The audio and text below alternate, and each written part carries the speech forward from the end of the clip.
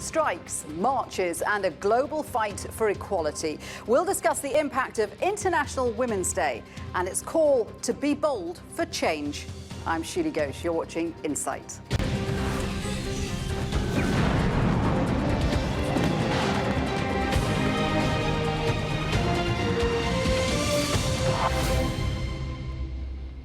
Hello there and welcome to Insight.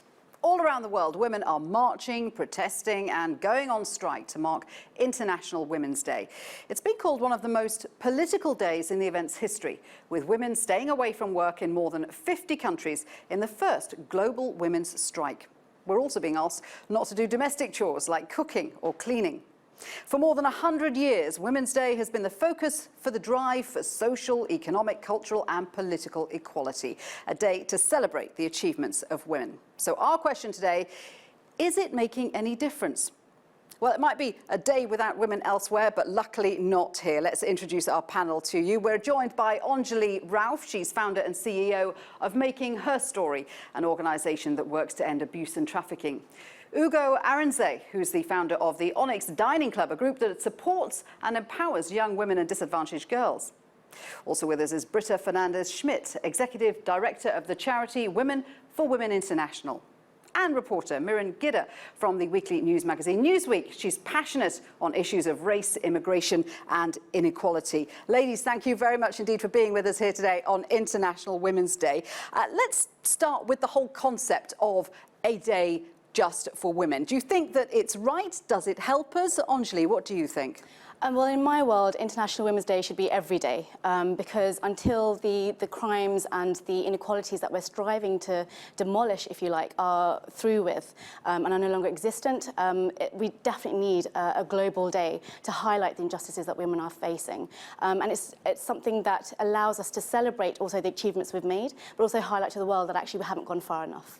You know, whenever we get to this day, we seem to talk more about what we haven't achieved than what we have achieved. I was astonished to read that the World Economic Forum said that it was going to take 170 years before the pay gap between men and women is closed. 170 years. Britta, how is that even possible?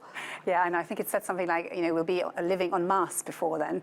I mean, the fact of the matter is that gender inequality is present all around the world.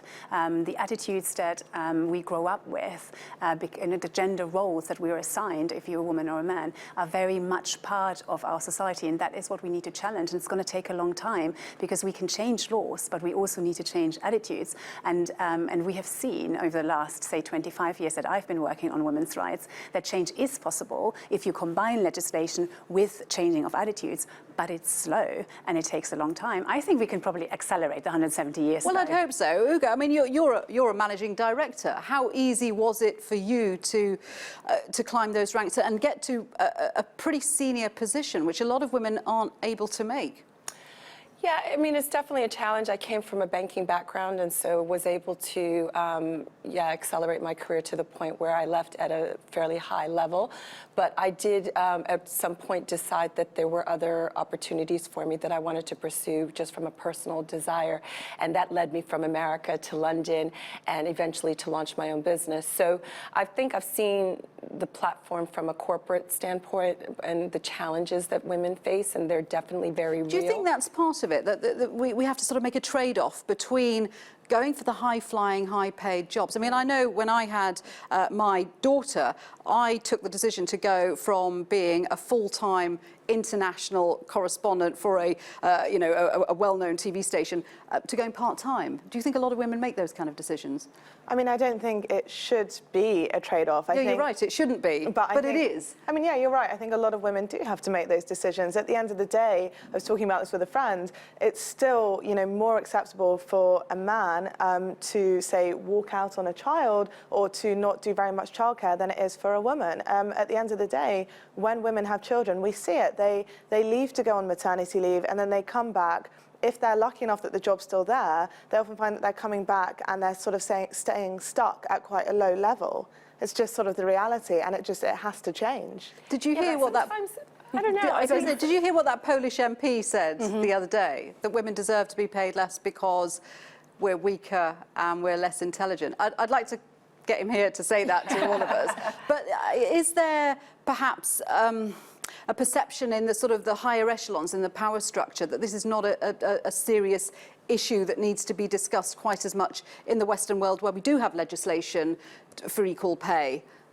And I think there's a lot of awareness that this is a huge issue all around the world, and also in the Western world and in the UK, because inequality between gender impacts directly on economic growth, and there's enough statistical and data available to show that if we don't tap into the potential of women, our whole society suffers. But I wanted to come back to your point, because I have two daughters, 14 and 16, and my husband has always been really keen to support. You know, when the girls are ill, we take turns. And actually, it's been really hard for him at times, because it hasn't really been acceptable for him to take time off, and so because there are no positive role models there. So he's also, I think, sometimes felt really, really trapped by these gender stereotypes. So I think it is actually something that we need to talk about that is constricting all of us, because of course women's rights isn't a women's issue; it's an issue for all society. And so, kind of questioning these gender stereotypes is so fundamentally important. Yeah, perhaps we should be talking about equal rights rather than women's rights. Because I think the point in terms of women being forced to, or feeling like they need to be forced to step off the career track in order to make decisions about family. I come from a Nigerian background where in Nigeria, a lot of people at a certain level who can afford to have nannies and house help. And then that makes the ability to go back to work very easy and straightforward. So I think there's actually a practical element to this, because you do have children who need to be cared for. So do we have the infrastructure in societies to support that, whether it's affordable childcare at different levels, if it's, someone in the home that you felt comfortable leaving your child with, and then would that make that decision easier? So, because I think the reality is a lot of corporate jobs, a lot of jobs are extremely demanding, and I just don't know that they're willing to allow you to cut back in terms of what they require of you. Now, if you can sort that out for yourself, that's great. But the reality is 12-hour days, 14-hour days are often the norm. And this is the problem. Women aren't just getting paid less. We actually, on balance, work longer hours and have less chance of reaching senior positions. So the indication seems to be that the system needs to change, as well as attitudes to help women circumvent those problems. Absolutely, and I think International Women's Day is one of the things that you questioned was it should be about equality, and that's exactly what we're demanding. But we seem to be stuck at a stage where we're still trying to get the world to recognise our basic humanity, which is really, really galling in 2017 to be recognised. Actually, my work is of equal value as a man's, and I have, I should have the choice whether or not I stay at home, whether my husband stays at home. So there seems to be a number of barriers in the way, and those barriers won't come down until the systems in place, which are governed largely by male-orientated or dictated to by male structures, which feed into their lives but not into our lives.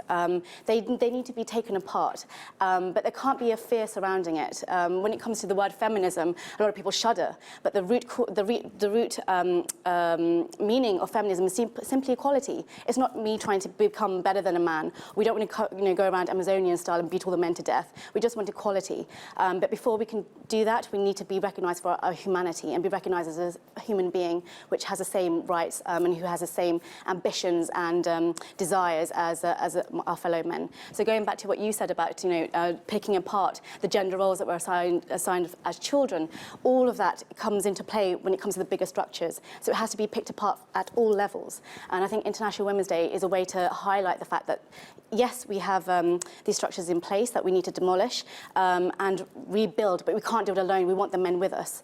And actually, International Women's Day is as much, International Men's Day, because we're highlighting how we can work with you, and we want you to work with us. I disagree with that. Sorry, just because you mentioned earlier, Shuli, that perhaps we should just talk about equality rather than women's equality, and I think that is a real fallacy. I think it's so important, as say with gay rights or with racial equality, that we refer to it as women's equality. And I think where we are now, and we need to look at what's happening in the US with the election of a man like Donald Trump, women's rights, even in MEDCs in these more economically developed countries, are really going to suffer. And we've got a man in charge whose policies are going to impact women and directly women in terms of reproductive health care, for example. So I think we've while it is all about equality, we have to talk about women in it always. I think that's a really good point. And one of the things I wanted to bring up was whether the idea of feminism is something that is used really to talk about white middle class rights rather than women in less developed parts of the world. You mentioned Donald Trump's policy there, that extraordinary picture of Donald Trump surrounded by his men signing an order which was going to directly affect the lives of women in countries far away because he was removing funding for groups that provide abortion. When we look at women's rights in other countries, what are the important things that we should look at? Because for them, arguments about equal pay and whether they make it to the board of a company are irrelevant, aren't they? Well, I mean, I was actually going to come in. I've just come back from Nigeria, actually, and it's an incredible country, and where Women for Women International has a program in the north, very, very poor area, the plateau state, and I attended various classes with the women. We have classes of 25, and and one of the lessons that we focus on is the double burden, because as you were saying, if you're a woman, you will have a double burden. You look after children, and if on top of that you are extremely poor and you've experienced violence, that burden becomes even bigger. So we find it really important that we talk to women about the double burden and we're really clear what that means. And then we give them practical tools what they can do in order to address that. And the number one is ask your husband to help in collecting the firewood. And do the husbands respond to that? They do. And I mean, one of the things that we've started doing is we've implemented a men's engagement program where we actually talk to men and we appeal to their leadership also, because actually they also have a lack of education, and giving them access to knowledge enables them to also then change their attitudes and together create a more harmonious family life. Because actually, as I say, inequality affects both ends. But I completely agree with you. Until we are on a level playing field,